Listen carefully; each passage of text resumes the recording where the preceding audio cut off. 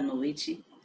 Mais uma vez estamos aqui nos comunicando através dessas telinhas para reviver a Boa Nova através do nosso irmão Hamed, que nos trouxe graciosamente a interpretação dessas palavras do nosso Mestre Jesus.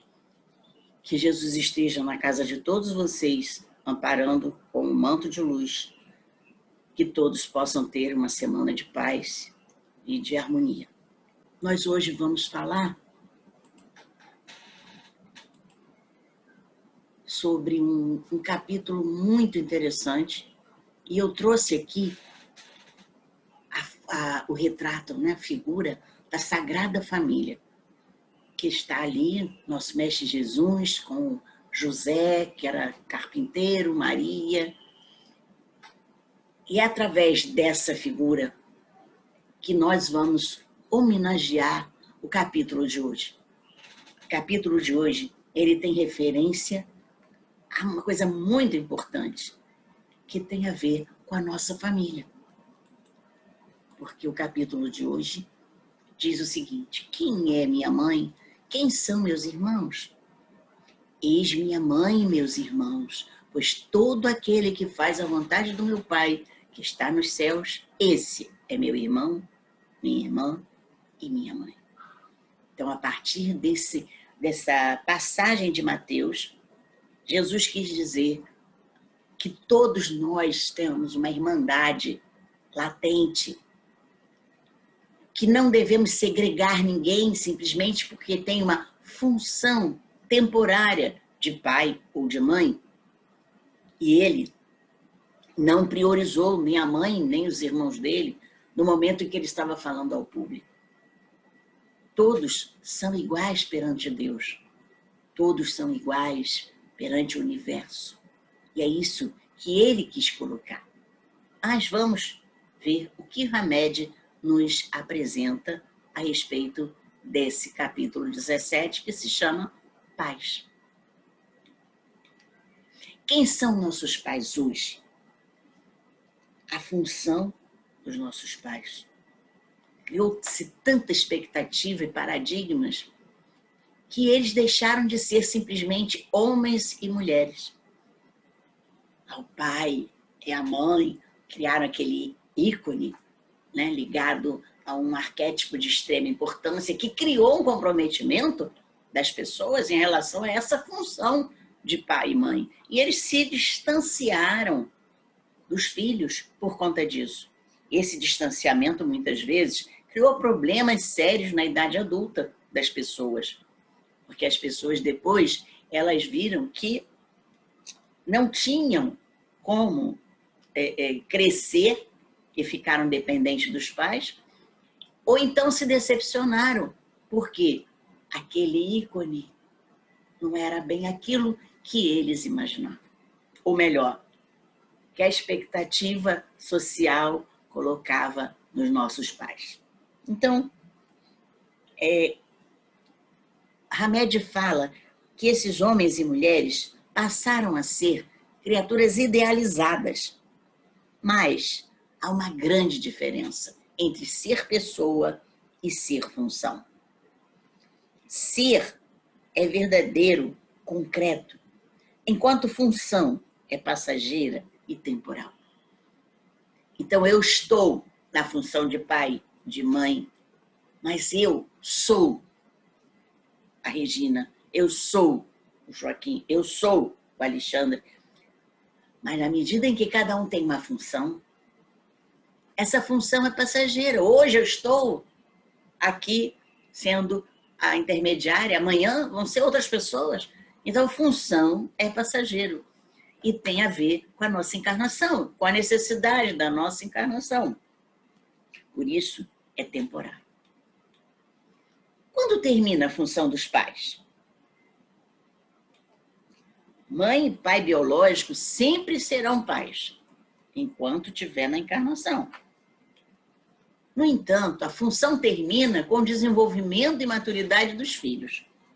Olha só, a função termina com o desenvolvimento e maturidade dos filhos. Escutem bem, as mamães que carregam os filhos até 80 anos achando que a vida inteira eles estão precisando de mamadeira. Todavia, há adultos que não querem perder seu status de dominador, de educador, de protetor. E aí preferem ver os filhos, embora crescidos, infantilizados. E ficam bobos mesmo. E quando arranjam namorada? Que a mãe não aceita a namorada deles. Por quê? Não pode aceitar alguém que vai cuidar do seu filho e vai deixá-la para trás. Aí ela acha que o filho vai abandonar. Então, essa infantilização, ela vai repercutir depois no trabalho, nos empreendimentos mais tarde. No reino animal, como é que funciona isso? Nós vamos ver claramente, o casal estimula os filhotes a serem independentes. Nasceu, acabou de mamar, já está empurrando o bichinho para andar. O pássaro está empurrando o bichinho para voar. Eles vão assumir a própria vida. Isso é instinto. Mas como nós temos a sensação, nós temos a emoção, nós temos a razão, a gente mistura tudo isso e não fazemos como aquele instinto natural, aquele instinto criado pela natureza. As aves marinhas confiam nos instintos criados pela natureza. E nós também não somos da natureza? Não temos forças instintivas que não podemos subestimar? Por que não largamos os nossos filhos para eles andarem e assumirem a própria vida? É importante a gente confiar nesses instintos. Como as crianças se libertam, então, dos domínios dos adultos? Técnicas impulsivas, automáticas em todos os seres humanos.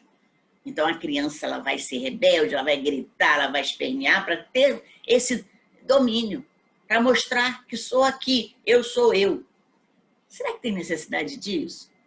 Quanto mais o pai e a mãe agarram o filho, prendem ele, mais vai criando essas técnicas impulsivas, automáticas. As crianças utilizam inconscientemente essas técnicas para se libertarem do domínio dos adultos. É inconsciente, ela não sabe o que está fazendo, mas ela já faz. E é universal, todas as crianças fazem a mesma coisa. Assim, vão levando também à humanização dos pais. Porque aí os pais não têm domínio e vão começando a pensar, o que eu posso fazer pelo meu filho? E aí começa a pensar que realmente ele tem que procurar ajuda. E é assim ele vai procurar ajuda. E eles reelaboram, transformam as crenças incutidas na infância relativas aos atributos supostamente divinos e também modificam a idolatria dos pais. Então, com isso, ele não vai achar que ele é o rei da cocada, porque ele é o pai da casa. Ela é a mãe. Claro que tem que ter respeito, sim, mas não pode ser um respeito amigável, tanto do pai com o filho, como do filho para o pai. Conquistar esse respeito, não através do domínio, não através da imposição, é isso que os atributos divinos, né, estão falando para a gente. Como são vistos adultos após essas transformações? Quando eles reelaboram esse processo de sair dessa idolatria. Os adultos começam a ser vistos como criaturas comuns. Será que você gostaria de ser uma criatura comum ou você está adorando ser pai porque você é o maior da casa? É você que fala alto, é você que fala grosso. Será?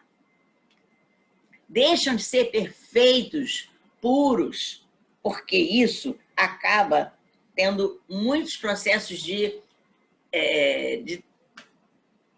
traição, que o filho acha que traiu. Quando ele vê o pai fazer alguma besteira, ele diz assim, meu pai está me traindo, meu pai está me enganando. E aí, olha o desespero, que ele achou que o pai era o super-herói, aí o pai comete um problema sério. Até coisas bobas em casa, mentir para o amigo que não quer atender o telefone.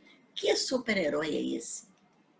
Então, eles passam a ser observados nas fraquezas, nos erros, nas injustiças, até na sexualidade, desacertos e outras características humanas. Meu pai não acerta nada. Meu pai está sempre brigando com a minha mãe, porque ela diz que ele não sabe fazer nada, ele erra, ele gasta dinheiro demais, ele está sempre comprando, ele está sempre sendo injustiçado nas situações. A mãe, a mesma coisa. A mãe tem que ser aquela pessoa pura, que acalenta, que recebe no braço, que perdoa tudo. Não, ela também tem que ter firmeza. Então, o filho, quando ele deixa essa ideia idolatrada de pai e mãe, que vê como criatura comum, que não tem aquela perfeição, ele começa a ver as fraquezas dos pais, os erros, as injustiças, a sexualidade, a mãe é diferente do pai, o pai é diferente da mãe, e aí começa a ver os desacertos, as diferenças de valores e outras características humanas. Essa humanização, muitas vezes, não é recebida pelo casal. Eles se veem inseguros, desprestigiados, receando que vão perder a afeição do filho, vão perder a obediência, vão perder o respeito das crianças. E aí, não querem assumir essa humanização, não querem se ver como pessoas humanas. Pais imaturos, despreparados, são os que mais rejeitam e hostilizam as iniciativas de autonomia dos filhos. E o filho fica ali entre facas, né? Joga golpe daqui, golpe dali, eles brigam muito mais para não serem dominados. Eles prendem as crianças ao seu redor porque eles se sentem frágeis, incapacitados. Porque acreditam que as crianças, ao se libertarem da dependência, vão deixar de amá-los, vão deixar de considerá-los. E aí que eles fazem? Amarram, né?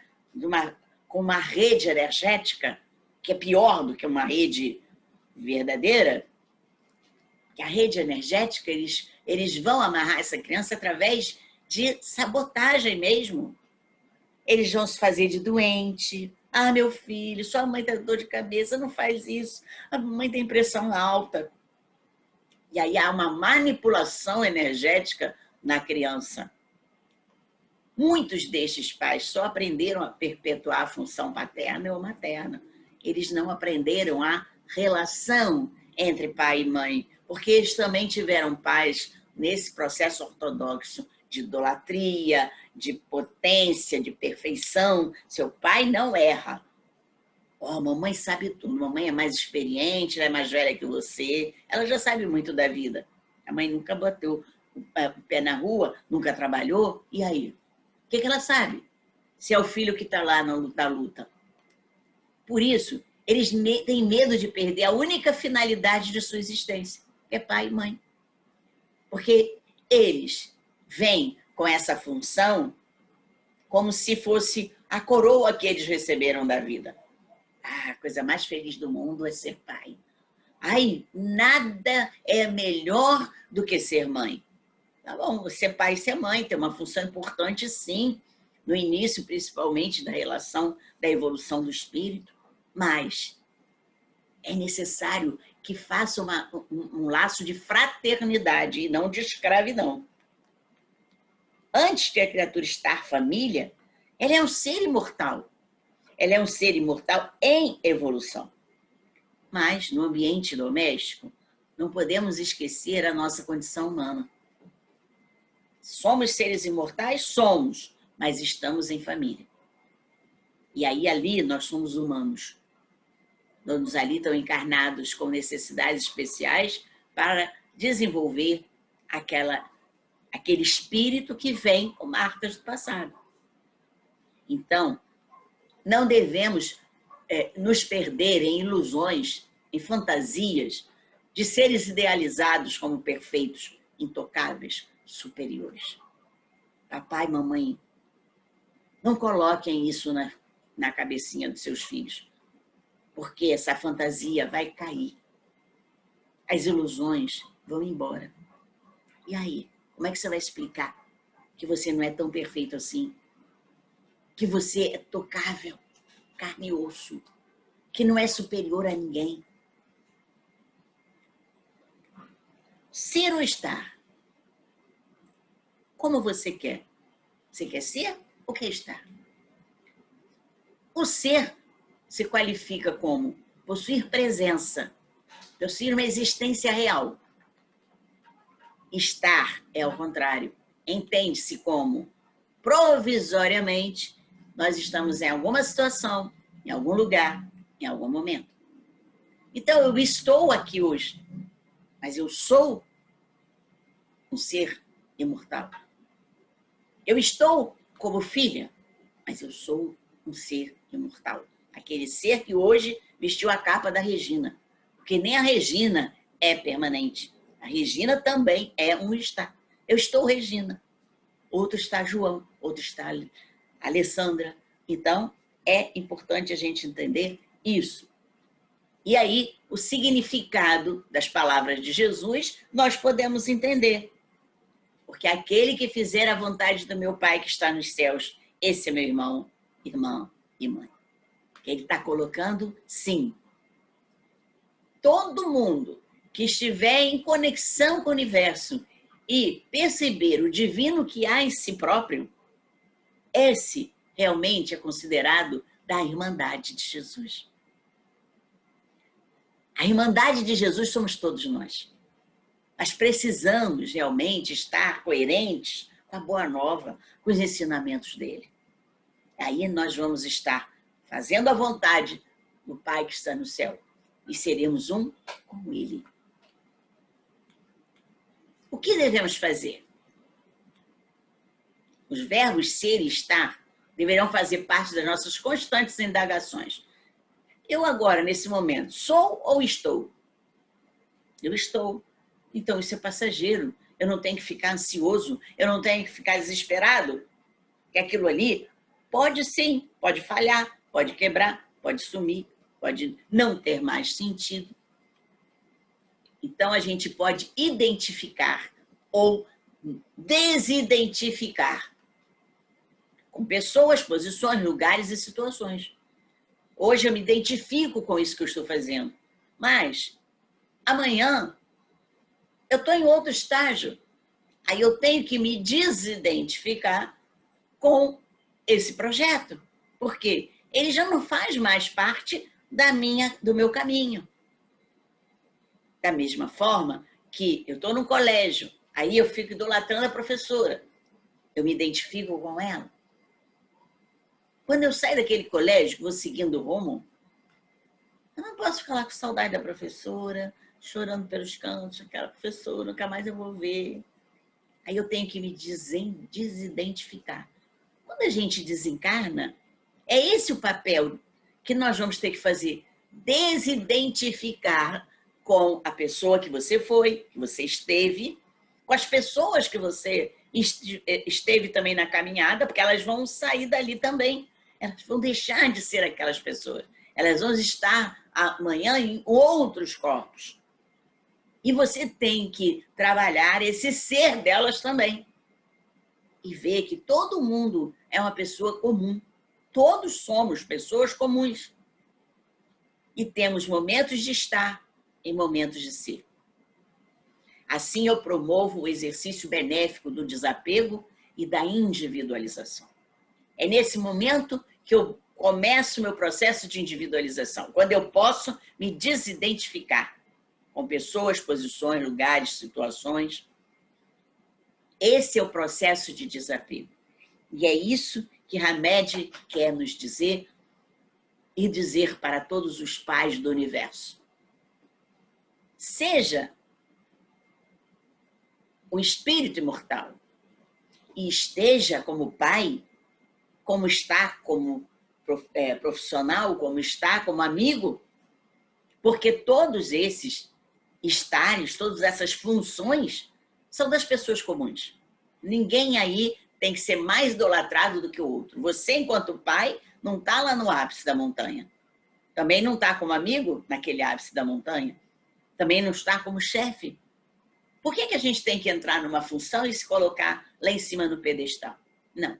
Nós realmente temos que nos ver como pessoas comuns que estamos aqui no processo de encarnação. É isso que a Hamed quis nos dizer com essa passagem de Jesus. Aquele que fizer a vontade do meu Pai que está nos céus, esse é meu irmão, minha irmã e minha mãe. E assim nós vamos ficando mais um pouquinho com outra reflexão que o nosso irmão Hamed nos traz, muito interessante, que nós normalmente idealizamos mesmo. Meu pai, olha, ele era meu ídolo, meu ídolo. Aí o pai faz uma besteira e cadê o ídolo? Ele me traiu, me decepcionei com meu pai, porque ele fez isso. Ele é uma pessoa comum. Você não se decepciona com uma pessoa que você não conhece. Ah, ela é mais um marginal, mais um que decepciona, mais um corrupto, mais um isso, mais lá fora. Mas se isso acontece dentro da sua casa, com seu pai ou com sua mãe, o coração bate demais. Porque a gente fica assim, a gente tem esse paradigma. Pai e mãe são perfeitos. Não podem ser violados. E aí, a gente cria uma separação entre nós e eles. Quando a questão é união, é fraternidade. Vamos assumir que nós estamos agora desenvolvendo essa fraternidade porque estamos juntos com a nossa família. E é isso que Hamed nos disse hoje. Graças a Deus, amado Mestre Jesus, esteja conosco hoje e sempre. Graças a Deus.